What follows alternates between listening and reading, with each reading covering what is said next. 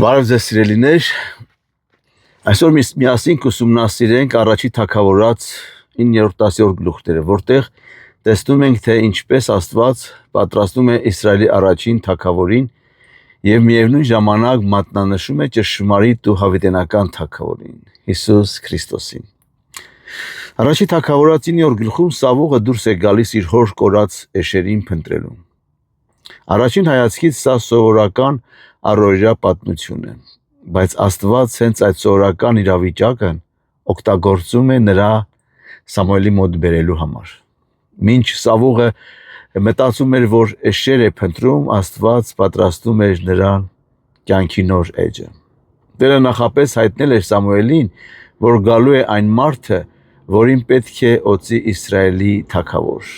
Երբ Սավուղը հասնում է Սամուելի մոտ, մարգարեն հայտնում է Աստծո ծրագիրը նրա կյանքի համար։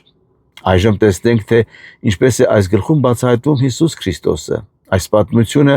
մեզ սովորեցնում է, որ Աստված գործում է նույնիսկ այն ժամանակ, երբ մենք չենք հասկանում նրա ճանապարհները։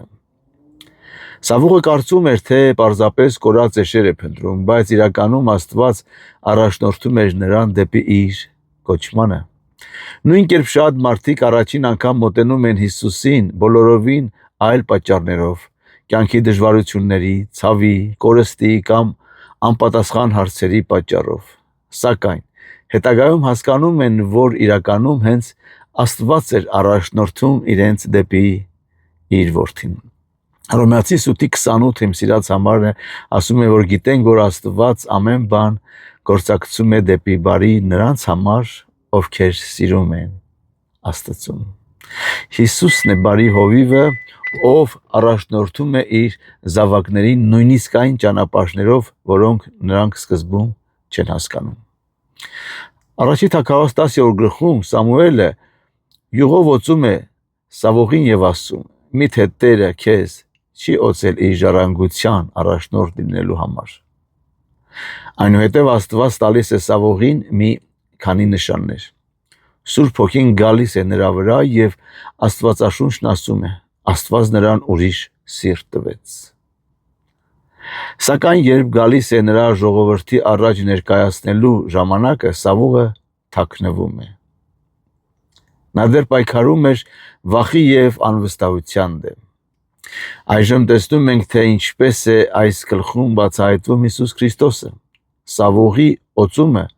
մատնանշում էր ավելի մեծ օծյալին։ Քրիստոս բառը նշանակում է օծյալ։ Բայց Սավուղի եւ Հիսուսի միջև մեծ տարբերություն կա։ Սավուղը օծվեց յուղով եւ դարձավ ժամանակավոր թագավոր։ Հիսուսը օծվեց Սուրբ Հոգով եւ եկավ որպես հավիտենական թագավոր։ Հալելույա։ Ղուկաս 4:18-ում Հիսուսն ասում է. «Տիրոջ հոգին ինձ վրա է, որովհետև նա օծեց ինձ»։ Սավուղի թագավորությունը սկսվեց խոստումով, բայց ավարտվեց անհնազանդությամբ։ Իսկ Հիսուսի թագավորությունը հիմնված է կատարյալ արդարության, ճշմարտության եւ սիրո վրա եւ երբեք վերջ չի ունենա։ Ամեն։ Նա երբեք չի թաքնվում իր կոչումից եւ երբեք չի ձախողվում։ Նա հավիտյան մնում է մեր ճշմարիտ թագավորը։ Սիրելիներ, գուցե այսօր դու էլ չեք հասկանում, թե ինչու եմ որոշ իրադարձություններում այսպիսի բաներ կատարվում իմ կյանքում կամ ինչու է նման բաներ տեղի ունենում իմ կյանքում։ Բայց ինչպես Սավուղի կյանքում, այնպես էլ ձեր կյանքում Աստված կարող է օգտագործել նույնիսկ ամենասովորական իրավիճակները ձեզ առաջնորդելու դեպի իր կամքը։ Եվ ամենակարևոր համոզվեք, որ ձեր կյանքի թագավորը ոչ թե մարդն է, ոչ ձեր ուժերը, ոչ ձեր ծրագրերը, այլ Հիսուս Քրիստոսը։ Երբ նա է ղեկավարում մեր կյանքը, մենք կարող ենք վստահ քայլել նույնիսկ անհայտ ճանապարհներով։ Ամեն։ Ավարտենք աղոթքով։ Տեր Հիսուս, շնորհակալ ենք, որ դու ես մեր օծյալ թագավորը։ Շնորհակալ ենք, որ առաջնորդում ես մեր կյանքը նույնիսկ այն ժամանակ, երբ չենք հասկանում քո ճանապարհները։ Սովորեցրում ես վստահել մեզ ամբողջ սրտով քեզ եւ հետևել քո առաջնորդությանը։ Եվ դու կանչում ես մեզ Տուր մեզ համարձակություն հնազանդվելու եւ երբեք չթաքնվելու քո կամքից։ Թող մեր կյանքի գային միշտ նստած լինես դու, Տեր Հիսուս։ Շնորհակալություն, որ լսում ես այս աղոթքը։ Ամեն։ Սիրելիներ, եթե օրտվում եք այս ուսումնասիրություններից, հիսվեք ձեր ընկերների հետ եւ մեկնաբանություններում գրեք, թե դուք ինչպես տեսաք Հիսուսին տվյալ գլուխներում։ Աստծո կամքով կհանդիպենք վաղը, Աստված օրհնի քեզ եւ քո ընտանիքը։ Ամեն։